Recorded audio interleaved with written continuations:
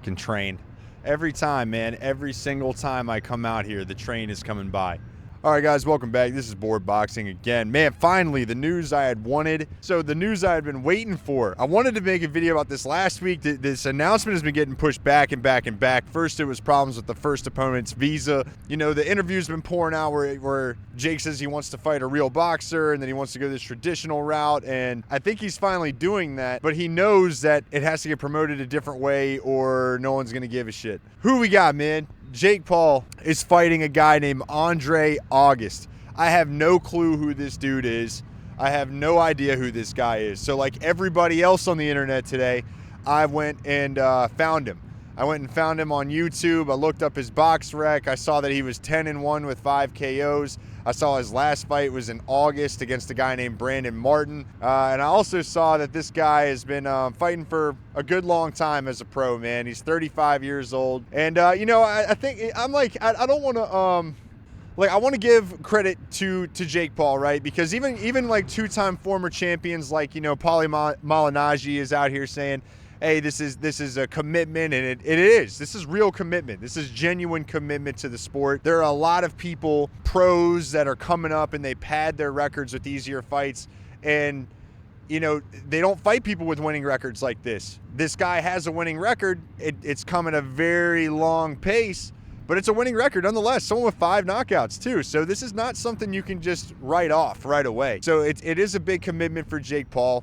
He's doing exactly what he said he was going to do, and he's making a big step into being more legitimate and taking that traditional path like he's been talking about, man. And, you know, if he's making a legitimate stab at it, then use your platform to get the bread first, and then let's go the traditional route. So I can't hate on that. That being said, I watched the last fight between Andre August and this guy, Brandon Martin.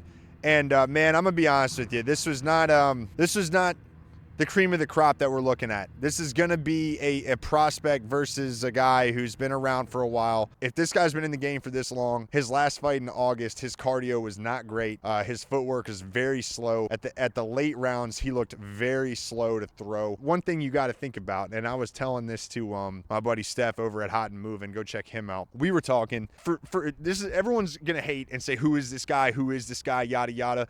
I'm thinking about it from the other side, like boxers that have no, you know, promotion or no fame, or people that just never really made it to the big stadiums or anything like that, fighting in gymnasiums their whole life or their whole pro career. This is a level of attention that is completely unheard of to them. Like, imagine your life changing like with one announcement. I mean, and that's what this is. I mean, the guy's Instagram profile is still private as of making this video. He has no comparison of like, this is what the fame is going to feel like, or this is what the attention is going to feel like. And the thing is that people still want Jake to be the underdog in this, right? Like, they still want him to be the underdog. But after he fights Nate Diaz, he comes back, says he wants to go a traditional route to actually pursue this champion thing. And whether or not he sticks to that or does it, that's neither here nor there. But he's stuck true to the word of fighting a real boxer. MVP is a great platform.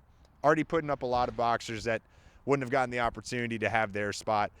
So in a way, is this a tune-up? Most likely. Is it a padding of the stats? Could be, yeah. But it's also giving a guy who's been boxing for a long time, probably the biggest check they've ever gotten, and a chance to, you know, highlight what skills they still do have left in the tank. But based on that last fight against Brandon Martin, man, you are...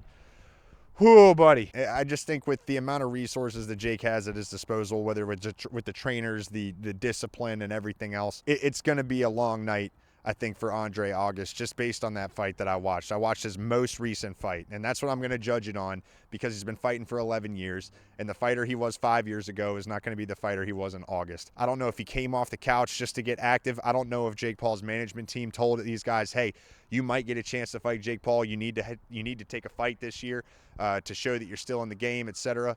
I don't know. I know shit like that happens, but I don't know if that was the case here. I got Jake Paul winning this by most likely unanimous decision. I don't see him knocking this dude out, but I think he's going to definitely outwork him. Just based on what I'm seeing. I just can't try to give Andre August the win on points here, because just based on that last fight against a Brandon Martin, who also didn't really look that great, never heard of him either. It's difficult for me to go say, okay, Andre August is going to win. I don't know who this fucking guy is. That's all I got.